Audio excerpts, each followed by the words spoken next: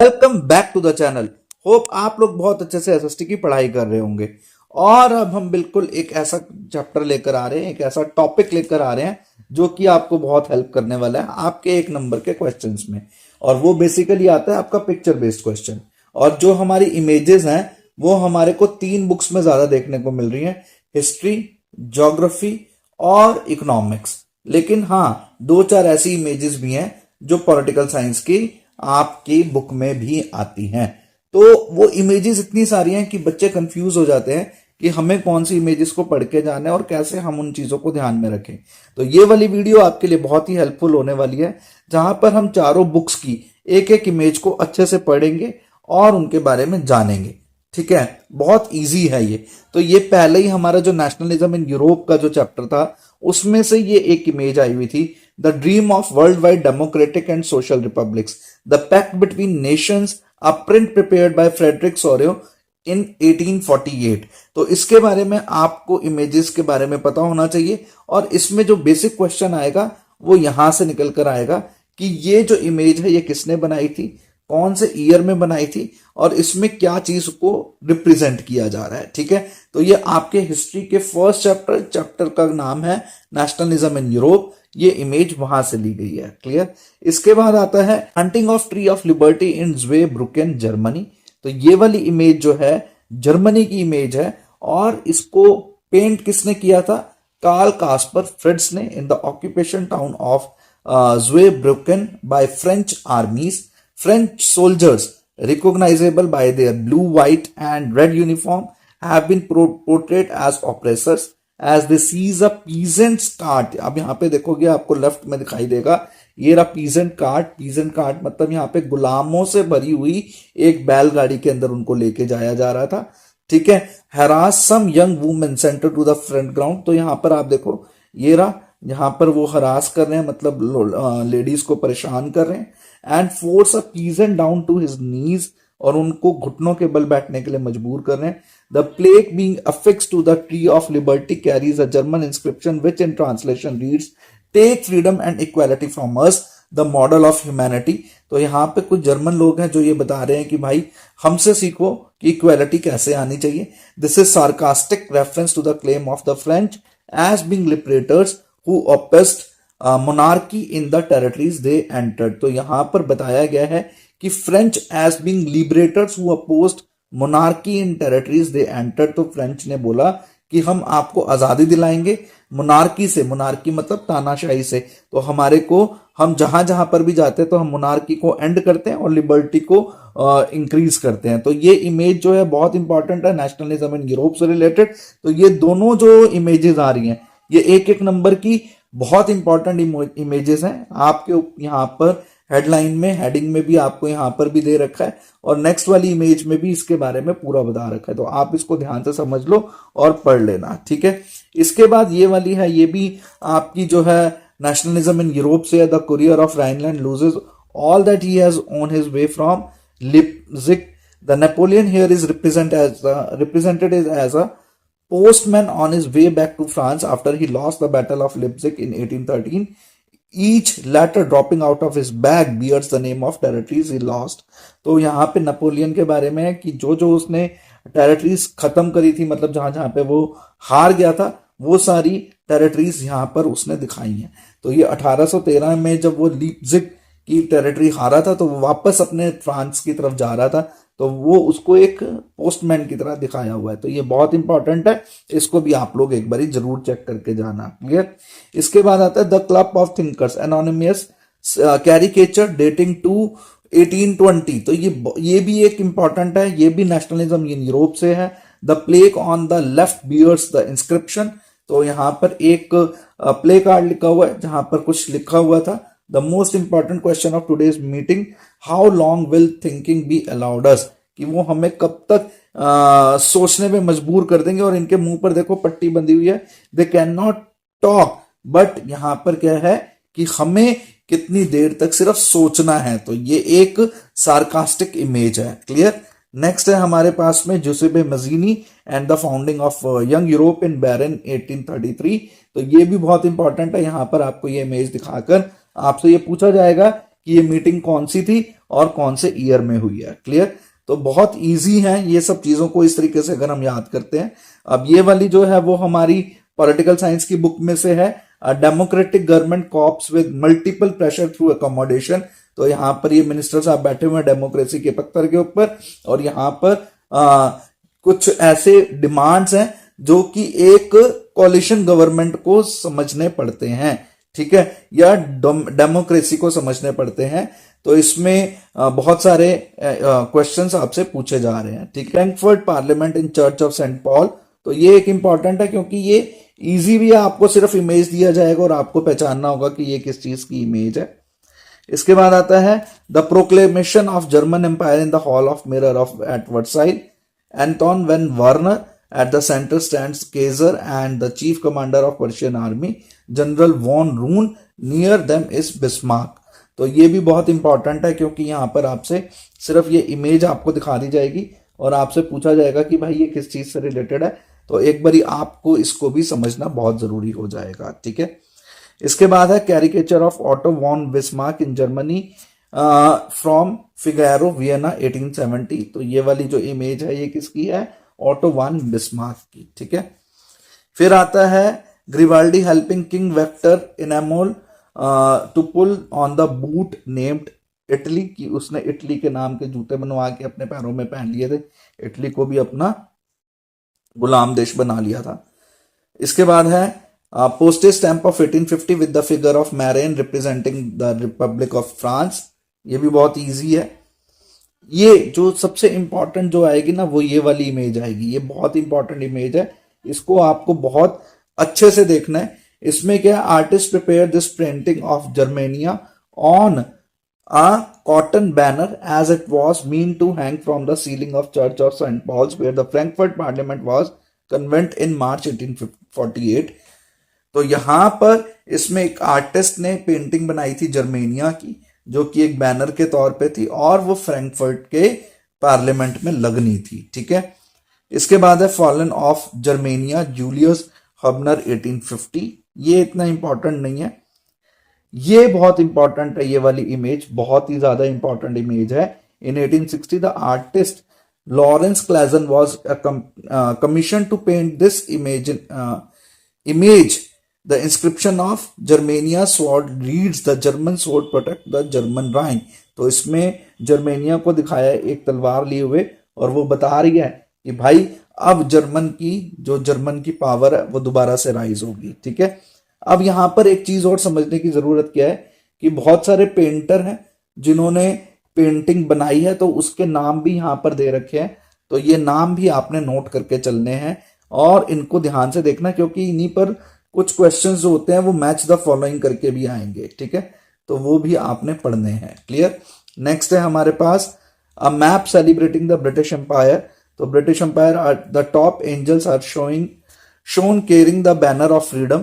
In the foreground, Britannia, the symbol of British nation, is triumphantly sitting over the globe. The colonies are represented through the images of tigers, elephant, forest, and primitive people. The domination of world is shown as the basis of Britain's national pride. तो यहाँ पर बहुत सारे आप देख रहे होगे ये इमेजेस आ रही हैं कि जहां पर हाथी भी हैं, सॉरी, तो यहाँ पर आपको हाथी भी दिखाई दे रहे हैं, कुछ पीजेंट्स भी दिखाई दे रहे हैं, ये देखो। तो ये पूरा का पूरा कौन सा है? ये ब्रिटिश एम्पायर का है। किसका है? ब्रिटिश एम्पायर की इमेज है, ठीक है। नेक्स्ट आगे बढ़ते हैं। General dyers crawling order being administrated by the British soldier, Amritsar Punjab 1919। तो ये हमारा नेशनलिज्म इन इंडिया का आ गया। The boycott of foreign cloth July 1922। The foreign cloth was seen as the symbol of western economic and cultural domination. तो ये हमारा वो बॉयकॉट वाला जो टॉपिक था, सिविल डिसोबीडियंस मूवमेंट और ये सारी चीजें वहां पर थी, ठीक है।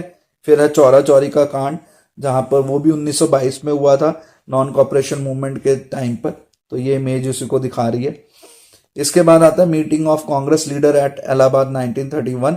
तो यहाँ पे apart from Mahatma Gandhi you can see Sardar Vallabhbhai Patel. अब यहाँ पे ना आपको ये इमेज बहुत इंपॉर्टेंट है अभी तक। क्यों इंपॉर्टेंट है? क्योंकि यहाँ पर आपसे कुछ लीडर्स के नाम भी पूछे जा सकते हैं। तो ये है हमारे सरदार वल्लभ भाई पटेल, ये है हमारे एक्सट्रीम राइट पर जवाहरलाल नेहरू, और सुभाष चंद्र बोस जो है फिफ्थ फ्रॉम द राइट, ठीक है। तो यहाँ पर आपको कुछ ऐसे लीडर्स के नाम भी आपसे पूछे जा सकते हैं, ठीक है। फिर ये डांडी मार्च है, क्लियर। फिर ये महात्मा गांधी, जवाहरलाल नेहरू एंड मौलाना आजाद, ये इतनी इंपॉर्टेंट नहीं है, बस हमें इसको समझना था।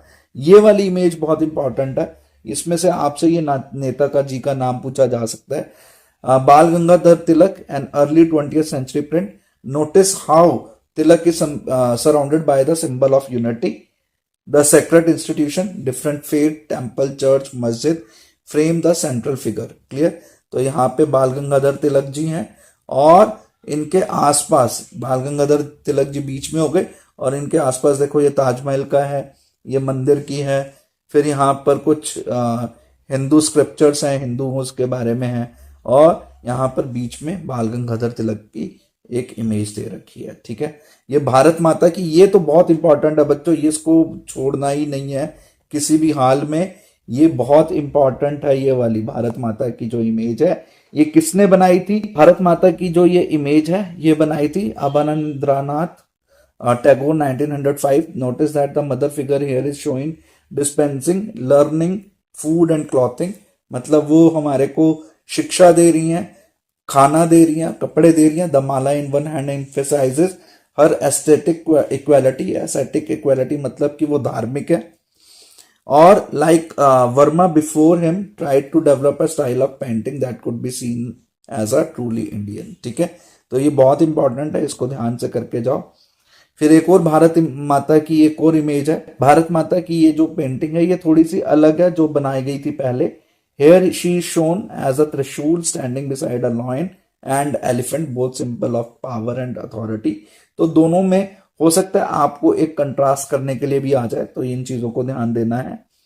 इसके बाद Indian indentured labour in the cocoa plantation in Trinidad every early 19th century, तो ये इतना इंपॉर्टेंट नहीं है। ये ईस्ट इंडिया कंपनी का हाउस है लंदन में, ये भी इतना इंपॉर्टेंट नहीं है इमेज। ये सिर्फ इसलिए दे रखी है कि आपको सारी इमेजेस इकट्ठी करके दे दी जाए, ठीक है। फिर है T model automobile lined up outside the factory, तो ये एक इमेज है जो कि हमारी इंडस्ट्रीज से रिलेटेड है। फिर है Mount Washington hotel situated in Bretton Wood US, this is the place where the famous conference was held. फिर आती है हमारी dawn of century published by E.T. Paul, music company, New York England, तो ये हमारा वो भी इंडस्ट्रियलाइजेशन वाला चैप्टर है, उसमें से ही है। The magicians published in inland printer 26 जनवरी 1901, ये प्रिंट कल्चर से हो गया। यह है आपका spinning in the 18th century किस तरीके से होती थी। तो ये इमेजेस देखो, जो इंपॉर्टेंट होगी वो मैं साथ के साथ बताऊंगा, बट यहां पर आपको सिर्फ एक सारी इमेजेस का एक रिवीजन हो जाएगा, ठीक है। स्पिनिंग फैक्ट्री इन 1830, ये इंपॉर्टेंट है कि इसमें कैसे हो रहा था, बहुत बड़े बड़े व्हील्स थे, स्टीम पावर से ये सारी चीजें चलाई जा रही थी। फिर है एक स्पिनिंग व्हील, ये बहुत इंपॉर्टेंट है, इसको याद करके जाना है, जो कि बनाया था T.E. Nicholson 1835। Notice the number of spindles that could be operated with one wheel, ठीक है। तो ये स्पिंडल्स होते हैं, तो एक ही पहिए से ये सारी चीजें चलाई जा रही हैं, क्लियर। इसके बाद में हमारे पास है Bombay harbour late 18th century drawing, तो उस समय हार्बर कैसा था मुंबई का, वो दर्शाने की कोशिश है। फिर है जीजा भॉय was the son of Parsi weaver. Like many other of his time, he was involved in the China trade and shipping. इसके बाद ये द्वारकानाथ टैगोर जी हैं, जिन्होंने ये सोचा था कि through westernisation and industrialisation he invested in shipping, ship building, mining, banking, plantation and insurance. इसके बाद इनके पार्टनर इन एंटरप्राइजेस कौन है? J.N. टाटा, R.D. टाटा। तो ये सब चीजों को ना बस आपने एक बार पढ़ लो। इसमें गुटेनबर्ग की प्रिंटिंग प्रेस है, बहुत इंपॉर्टेंट है गुटेनबर्ग की प्रिंटिंग प्रेस, ये चैप्टर भी अपने आप में बहुत इंपॉर्टेंट है। फिर उस समय pages from the Diwan of Hafiz 1824। Hafiz was a 14th century poet whose collected works are known as Diwan. Notice the beautiful calligraphy and the elaborate illustration and design, तो देखो बहुत सुंदर सा कैलीग्राफी कर रखा है और डिजाइन बना रखे हैं। पेजेस ऑफ ऋग्वेदा, तो यहां से हमारा पॉलिटिकल साइंस की इमेजेस शुरू होती हैं। जो इसमें क्वेश्चन आएगा वो 1 नंबर में से भी आ सकता है, 3 नंबर्स में से भी आ सकता है, 3 नंबर का भी आ सकता है और 1 का भी, ये बहुत इंपॉर्टेंट है। The state pleads for more power. अब यहां देखो, ये जो हमारे पास है ये हो गया हमारा सेंटर, जो सेंट्रल गवर्नमेंट है, और ये हमारे पास में स्टेट्स हैं। तो सेंटर के पास में ज्यादा पावर होती है और स्टेट के पास में कम, तो ये पावर शेयरिंग का जो हमारा चैप्टर था ये उसमें से निकाली गई इमेज है। ठीक है, तो ये पावर शेयरिंग के बारे में बता रही है। Parallels of running a कोalition government, तो कोalition गवर्नमेंट आजकल देखो दो तरीके की कोalition गवर्नमेंट चल रही है। एक है यूपीए जिसका नाम अब चेंज करके हो गया इंडी गठबंधन, और एक है हमारा एनडीए। एनडीए है बीजेपी का, और यूपीए में आ गई अब कांग्रेस, ठीक है, आम आदमी पार्टी, फिर आपके पास में सपा, समाजवादी पार्टी, बीएसपी, ये कुछ ऐसी पार्टीज हैं जो कि आपकी यूपीए में है। एनडीए में बीजेपी सबसे बड़ी है, और इसके बाद शिवसेना और ये सब कुछ ऐसी पार्टीज आती है छोटी छोटी जो कि एनडीए की फॉर्म करती हैं। ठीक है, तो अभी हमारे जो सेंट्रल गवर्नमेंट है, मतलब जो हमारे 2024 में जो इलेक्शंस हुए थे 2024 के, उसमें जो हमारी गवर्नमेंट बनी है मोदी जी की, वो भी एक कोalition गवर्नमेंट के साथ है। ठीक है, मतलब वहां पे बीजेपी प्लस दो और पार्टीज हैं जिनकी मदद से हमारी गवर्नमेंट बनी है। क्लियर। इसी तरीके से दिल्ली में जो अभी चुनाव हुए हैं, यहां पर भी एनडीए का ही सपोर्ट आया है कि बीजेपी के साथ कुछ छोटे छोटे दल थे, छोटी छोटी पार्टीज थी जिन्होंने इलेक्शन लड़ा है, तो वो कोalition गवर्नमेंट के साथ में आते हैं। ठीक है, तो कोalition गवर्नमेंट की अपनी इसमें इस इमेज से हमें क्या पता चल रहा है कि कोalition गवर्नमेंट जो होती है वो बहुत ही ज्यादा डिफिकल्ट होती है उसको रन करना, बिकॉज उनके अपने कुछ समर्थक होते हैं, जैसे ये नेताओं की फोटो लगी हुई है, ऐसे बहुत सारे और भी मिनिस्टर्स होते हैं जिनकी बातों को मेन मिनिस्टर को समझना पड़ता है। तो ये आसान नहीं होता, ये बहुत मुश्किल होता है कोalition गवर्नमेंट को चलाना। ठीक है, इसके बाद है the cartoon offers an understanding of why the women's reservation bill has not been passed in the parliament, don't worry we will find a way for you. अब यहां देखो कौन है जो वुमेन से रिलेटेड जो रिजर्वेशन बिल है वो कौन पास करेगा। वहां पर कोई भी वुमेन नहीं है, तो मोस्टली जितना भी हमारा जो पार्लियामेंट है उसमें मोस्ट ऑफ द पीपल कौन है, वो मेल ज्यादा है। ठीक है, मैक्सिमम है, और फीमेल की जो नंबर है वो कम है, इसलिए इस बिल को पास होने में थोड़ी सी दिक्कत होती है। क्लियर। इसके बाद है मैनेजिंग सेक्युलरिज्म, कि हम सेक्युलरिज्म मतलब हो गया सारे धर्मों को एक साथ लेके चलना। तो जैसे यहाँ पर है क्रिश्चियंस भी है, हिंदूज भी है, सिखिज्म भी है, मुस्लिम भी है, और बहुत सारे माइनॉरिटी वाले भी रिलीजन है जो इकट्ठे होकर एक साथ सरकार चलाने की कोशिश कर रहे हैं। और ये सारे लोकल लीडर्स हैं जो वहां पर खड़े होकर देख रहे हैं कि भाई इसको सेक्युलरिज्म को हम एक साथ लेकर कैसे चले, which is quite difficult for the people. This chair is for the CM designated to prove his secular credentials. There will be plenty of rocking. बहुत ज्यादा मुश्किल होती है। क्लियर।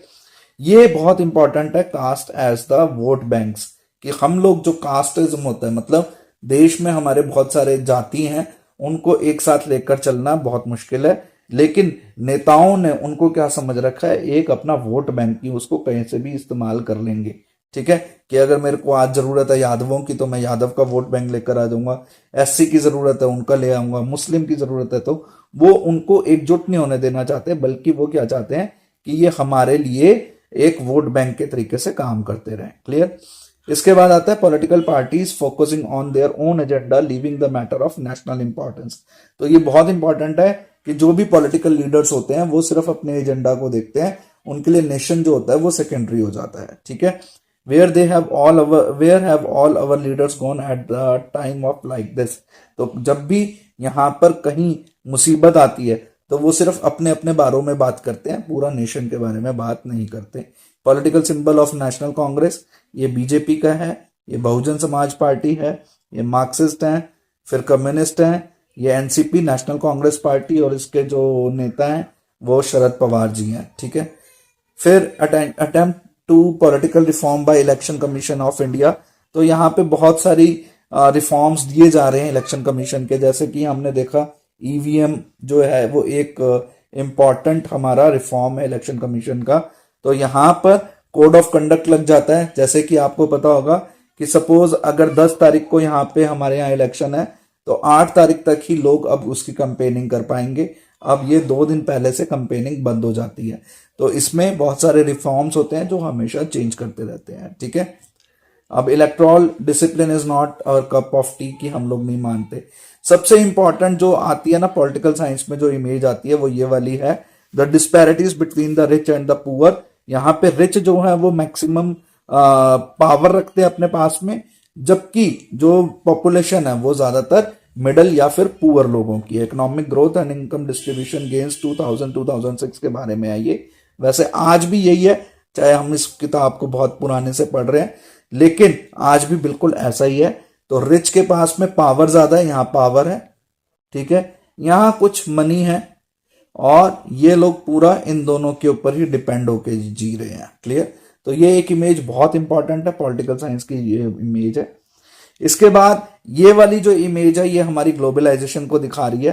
तो जो वर्ल्ड की हेल्थ है, जो वेल्थ है, सॉरी, वर्ल्ड की जो वेल्थ है वो ज्यादातर 2% लोगों के पास ही है। जैसे आप जानते होगे, बिल गेट्स हो गए, मार्क जकरबर्ग हो गया, रिलायंस के हो गए अडानी अंबानी, तो ये इन लोगों के पास में, कुछ ही लोगों के हाथ में पूरे विश्व की ये पैसे हैं, जबकि 50% के पास में सिर्फ और सिर्फ ये इतना सा पिज्जा का पीस आता है कि भाई इसमें तुम पूरा पेट भर लो, इससे ज्यादा आपको हम नहीं दे सकते। ठीक है, इसके बाद है ऑल इंडिया तृणमूल कांग्रेस का, ये हमारी इमेज हो जाती है। ठीक है, तो हमारे पास में ये सारे इमेज बेस्ड क्वेश्चंस हैं, आपको इनको ध्यान से पढ़कर जाना है और बहुत अच्छे से पेपर करके आना है।